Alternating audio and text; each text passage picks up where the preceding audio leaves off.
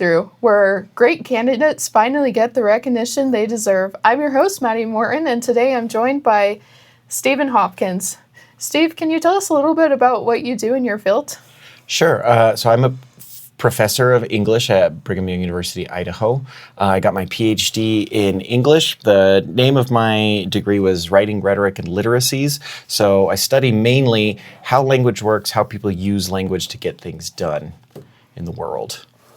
Awesome. Thank you so much for that. And as you've gotten to where you are today, and many of us will apply for jobs, what has been your experience as like a professor helping your students to tailor the cover letter so it meets those crucial steps to make them stand out and the employers will pay attention to the cover letter besides a resume? Yeah. Well, what I tell my students is the hardest part about writing a good cover letter is living a life where you've got an experience that you can write about in the cover letter. So that's the hardest part, is doing things in your life that present you as a qualified candidate for the job that you're applying for. But then the point of the cover letter is to get it across as smoothly, as quickly as possible so that they can, whoever they're looking for, envision you as the person that they're looking for. I think the craziest thing about a cover letter is that it has so many different audiences who are going to be reading it in so many different ways. It needs to get across everything with them looking at it for 15 seconds, but it also has to get across enough information that it's clear when they sit down and they read it at a leisurely pace, or as they pass it around to the committee so people can check on it and things like that. So it's a complicated document to think about. It has to work perfectly immediately, but it also has to work perfectly long term as well. And even formatted correctly. That doesn't look too much. Well, yeah, and that's part of that immediate view. If they look at it and the paragraphs look weird, or the spacing's off or something like that, that's just because if you imagine somebody's got a stack of 25 of them and they need to get through them as quickly as possible, they're going to use whatever is at their disposal to cull that list as fast as possible. So yeah, it may sound like a jerk thing to do, but if they see it and they say, well, they can't even put together a letter, like without even reading a single word, they can just look at the formatting and that could be enough for you to not be eligible for the position. Right. So, yeah. And maybe even like the biggest challenge is for many people, maybe they're starting right out of college looking for a job. And maybe the biggest fear is, well, what if I don't meet the job description? Or what if I don't have an experience to stand out, to make my cover letter stand out? Well, again, the most important thing that you can get across in the cover letter is that you understand the job that you're applying for, and that you are doing your very best to take whatever experience you do have in your life and demonstrate how that qualifies you for the position. And so whatever experience you do have, it's fine. You've lived your life. You're up to the point where you are. But they need to see in your cover letter, the way you describe your own experiences, that you understand what they're looking for and what they care about, and that you're connecting or bridging the gap between what you've done and what they want you to do. Right. That's the thing that matters the most. Awesome. Thank you so much for that. And maybe another challenge that can happen that might arise is, how do you make yourself be confident in that type of writing like you were suggesting, but not sound like too boastful and like too prideful and like I'm the best? Yeah. With keeping it a nice, humble medium. Well, I mean, the biggest thing is to be straightforward with your language, right? They can tell when you're, using a thesaurus, or you're putting exclamation points on things that don't need to have exclamation points on them, right? Things like that. They can tell when you're fluffing things up. And so the point is to not fluff things up. The point is your confidence should come from knowing, like I say, the job you're applying for, and then what you've done that qualifies you for that job. And if you can get that across quickly and clearly, then they will see you as confident. But as soon as you start saying I'm absolutely certain I will be the best person possible for this position, they know you're covering up for a lack of experience, and they're going to see that not as confidence, but as a lack of confidence. And so it's not a matter of dressing up your language, it's a matter of being certain what your purpose is and executing that purpose clearly and quickly. And even being true to who you are in your writing. 100%, yeah, exactly. And part of that experience too, just before we wrap up a little bit, would you recommend like having those who write a cover letter, even if it's not required, to always have a cover letter for every job application? I think the process of writing a cover letter, even if you're never going to turn one in, is extremely important. So I'll run you through my 4-paragraph version of a cover letter because I think every step you do in those 4 paragraphs counts and is a good just mental thing to go through. So the first paragraph needs to, the first sentence says what job you're applying for at what company. Because again, they want to look at it and in 5 seconds know what this document is and make sure they're reading the right document. So first sentence, what job are you applying for? And then second, what is your biggest selling point that qualifies you for that position? So your first paragraph needs to very clearly, if they only read that, then they've got a good idea of where you're at. And so that one's really hard because you have to think through what experience do I have, what qualifications do they want, and what do I have that best qualifies me for that, and word that in one sentence that clearly gets that across as fast as possible. Right. So that's the first paragraph. The second paragraph is what I'd call the relevant experience, right? So that's where you have more time to give the details that further prove that you're qualified for that position. So that's where you talk about, and specificity is key.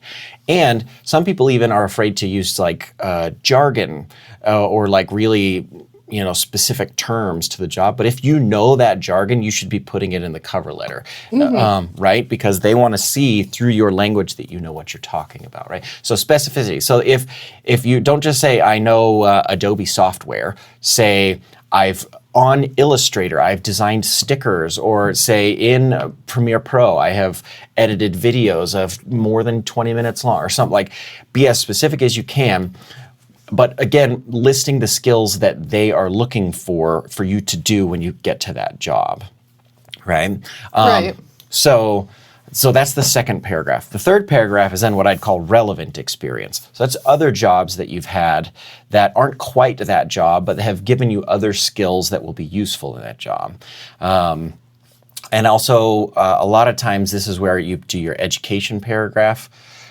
Depending on the job, sometimes you can put your education in your second paragraph because that'll be your most relevant thing. But anyway, the third paragraph is where you'll say where you went to school, when you graduated, what your major was. Or like possibly class projects you've Class done. project, exactly, right? Exactly. Because that's not job experience, but it is relevant experience, right? Inside a classroom, if you've done projects, that's still relevant, but they're not going to take it at the same level as you got paid to do it, right? Right. So that's why the third paragraph is for that. And then the fourth paragraph is just kind of like the thank you for your time and looking forward to an interview kind of a thing, wrap up, right? And so those 3 things of figuring out what do they want, what do I have, what's the most relevant, and what are the specifics of that, and then what do I have that's not quite as relevant but still positions me well for this job.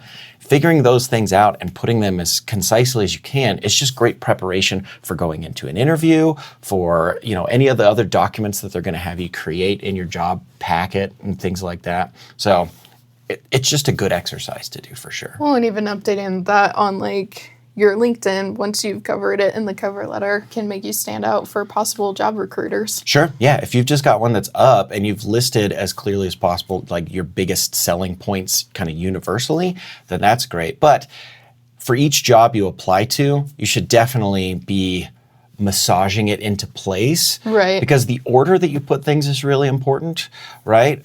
In some jobs, your relevant experience might be your most important experience and vice versa, right? I just had a student who wrote a cover letter for a job where typically I would tell people not put their missionary experience in a cover letter or put it in the third paragraph or because it's kind of a weird thing culturally to talk about. They don't know exactly what a mission is. But because in his mission, he was a leader for so much time and he had so much work to do to reorganize how missionaries transported from different places. So it was lots of organizational things. So he was really enacting super important skills for the job he was applying to. So I said, yeah, put that in your second paragraph for sure. But if you were applying to some other job that wasn't quite those same skills, then it wouldn't. Then your missionary be experience may applicable. not fit in the same way. And so you kind of have to rethink every piece of it for every single job you're applying for, because they're going to prioritize different things, and they want to see that you know those priorities by how you put them in order.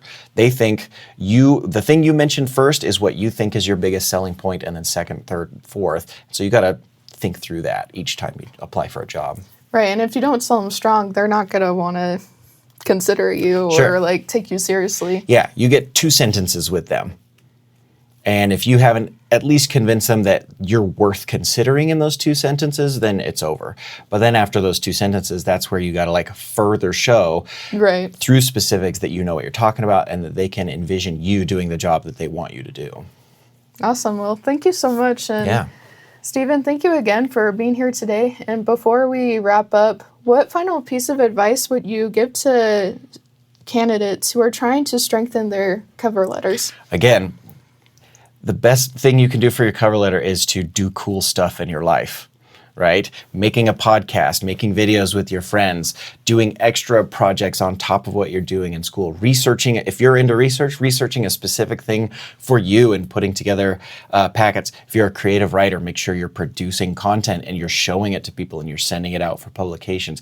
Getting, a huge number of rejections from publishing houses is just as cool of a qualifier as acceptance is, right? If you're making Right. stuff and sending it out, if you're, making things and showing them to people and getting feedback, that's what you got to be doing.